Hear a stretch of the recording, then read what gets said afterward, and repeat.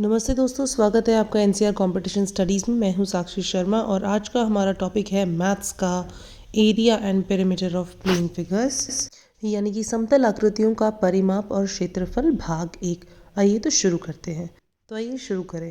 सबसे पहले आता है area and perimeter of plane figures, यानी कि समतलीय चित्रों के परिमाप एवं क्षेत्रफल। इसमें आज हम स्क्वायर एंड रेक्टेंगल यानी कि वर्ग और आयत के बारे में पढ़ेंगे। ठीक है दोस्तों। अब इसके अंदर सबसे पहले हम लेंगे पेरीमीटर ऑफ अ पेरीमीटर होता क्या है। Perimeter is sum of all sides of a shape, यानी कि सभी भुजाओं के जोड़ को हम पेरीमीटर यानी कि परिमाप कहते हैं। सबसे पहले हम लेंगे स्क्वायर का पेरीमीटर यानी कि वर्ग का perimeter. It is a shape. अब स्क्वायर होता क्या है? It is a shape which has its all sides equal, कि ये वह चित्र होता है जिसकी चारों भुजाएं समान होती है, उसे हम वर्ग कहते हैं। ठीक है। It has all right angles that is 90 degree. इसका प्रत्येक जो कोण होता है इस आकृति का वो 90 डिग्री का होता है। ठीक है।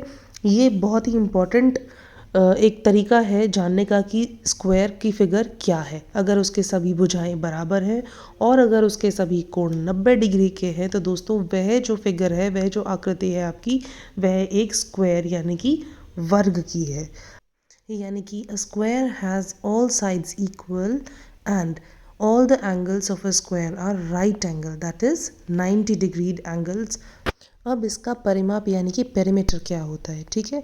पेरीमीटर इज, जैसा कि मैंने पहले भी बताया था, सम ऑफ ऑल साइड्स। चारों भुजाओं के जोड़ को हम परिमाप कहते हैं। तो इसमें वर्ग का परिमाप क्या होगा? ए जमा ए जमा ए जमा ए, दैट इज भुजा जमा भुजा जमा भुजा जमा भुजा।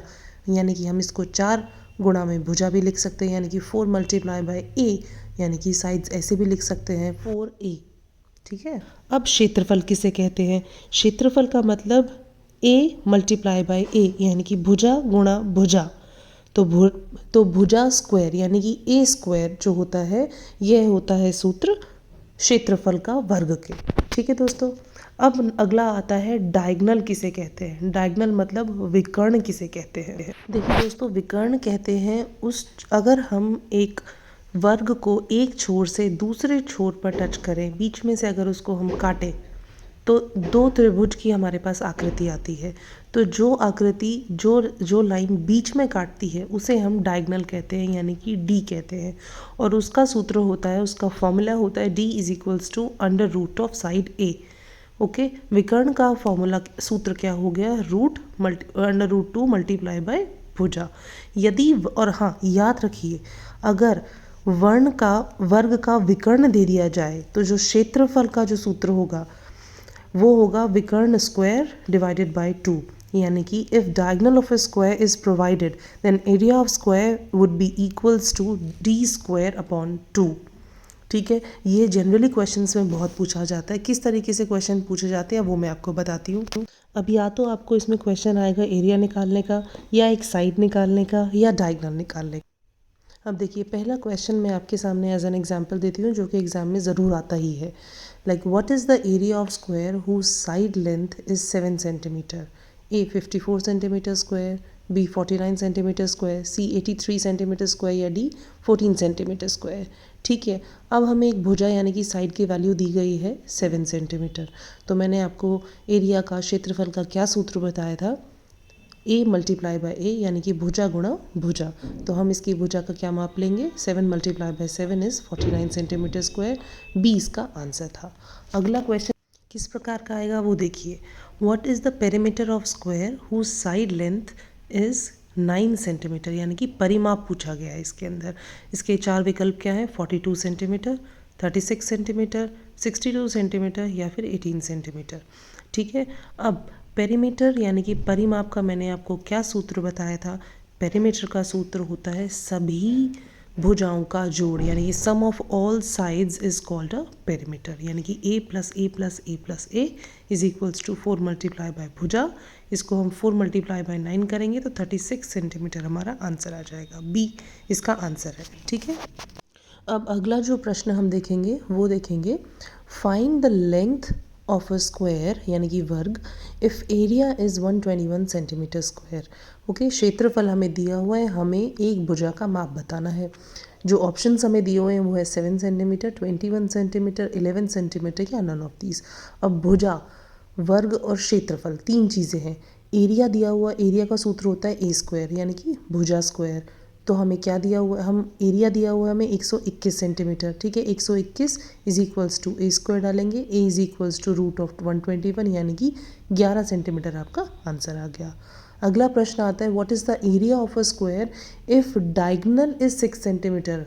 ठीक है, क्षेत्रफल हमें निकालना है वर्ग का, विकर्ण हमें दिया हुआ है। क्या सूत्र बताया था मैंने आपको, क्या फॉर्मूला था इसका, area is equals to D square by 2। ठीक है, यानी कि क्षेत्रफल इज इक्वल्स टू विकर्ण स्क्वायर डिवाइडेड बाय 2। अब area is equals to 6 square by 2, 36 by 2, answer क्या आ जाएगा 18 सेंटीमीटर। समझ गए आप। बस इन्हीं चार तरीके से आपके जो प्रश्न हैं वो आते हैं। ठीक है, अगला हम टॉपिक उठाएंगे रेक्टेंगल का। ठीक है, जिसको हम क्या बोलते हैं, आयत। अब रेक्टेंगल होता क्या है, this is a shape which has its opposite sides equal and parallel, this also has all the right angles. ठीक है, यह वह चित्र होता है जिसके आमने सामने वाली भुजाएं समान होती हैं, उसे हम आयत कहते हैं। इसका भी प्रत्येक कोण जो है वो 90 डिग्री का है। ठीक है, आयत और वर्ग में बहुत सारी समानताएं हैं। असमानता सिर्फ इतनी है कि वर्ग की चारों भुजाएं बराबर होती हैं और आयत की सिर्फ आमने सामने वाली भुजाएं जो होती हैं वो बराबर होती हैं। ठीक है, इसका मैं चित्र आपको दिखा दे रही हूँ। इसके भी चारों कोण 90 डिग्री के होते हैं। ठीक है, आमने सामने यानी कि A is equals to A and B is equals to B. अब पेरीमीटर ऑफ रेक्टेंगल यानी कि आयत का परिमाप।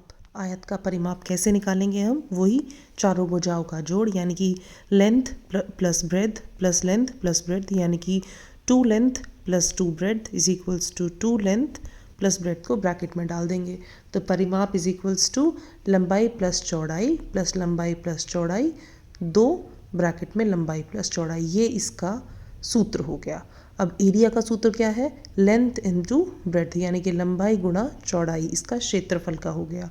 अब डायगोनल यानी कि इसके विकर्ण का क्या सूत्र है, d is equals to under root L square plus B square. ठीक है, इसके आयत का विकर्ण जो होगा उसका क्या सूत्र होगा आपका, d इज इक्वल्स टू लंबाई स्क्वायर प्लस चौड़ाई स्क्वायर। ठीक है, ये सभी सूत्र हमें याद रखने हैं, भूलने नहीं हैं। अब आते हैं इसके प्रश्न। ठीक है, पहला क्वेश्चन आता है what is the area of a rectangle with length is equals to 5 centimetre and breadth is equals to 6 centimetre. यानी कि लंबाई और चौड़ाई हमें दी हुई है, हमें क्या निकालना है, इसका क्षेत्रफल निकालना है। ठीक है, चार ऑप्शंस आपके सामने दिए हुए हैं, 29 सेंटीमीटर स्क्वायर, 11, 13 एंड 24।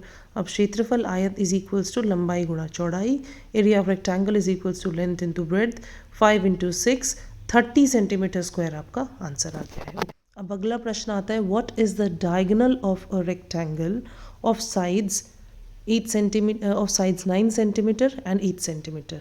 ठीक है, अब 8 और 9 इसकी लंबाई और चौड़ाई हमें दी हुई है, लेंथ एंड ब्रेड्थ दी हुई है, हमें क्या निकालना है, डायगोनल निकालना है। फॉर्मूला क्या था डायगोनल का, under root of L square plus B square. ठीक है, तो 8 स्क्वायर प्लस 9 स्क्वायर कर देंगे, अंडर रूट 8 का स्क्वायर आ गया, 8 इंटू 8 64, 9 इंटू 9 81, दोनों को ऐड करके under root of 145 is the answer. अगला प्रश्न आता है परिमाप के ऊपर, what is the perimeter of a rectangle of side 6 centimetre and 8 centimetre. लंबाई चौड़ाई दी हुई है, हमें क्या निकालना है, परिमाप निकालना है। परिमाप का सूत्र क्या था, 2 ब्रैकेट में लंबाई प्लस चौड़ाई, that is 2 multiply by L plus B. सबकी हम वैल्यूज़ को पुट करेंगे, आंसर आपके सामने 28 सेंटीमीटर आ गया है। दोस्तों, आशा है कि आज का वीडियो आपको बहुत पसंद आया होगा, तो प्लीज़ लाइक शेयर सब्सक्राइब कीजिए और वेट कीजिए पार्ट 2 का NCR कॉम्पिटिशन स्टडीज़ पे। और मैं साक्षी शर्मा, नमस्कार। सेकेंड वीडियो में आपसे ज़रूर मिलूंगी जिसमें हम त्रिभुज और वृत्त पढ़ेंगे, ट्राइंगल एंड सर्कल।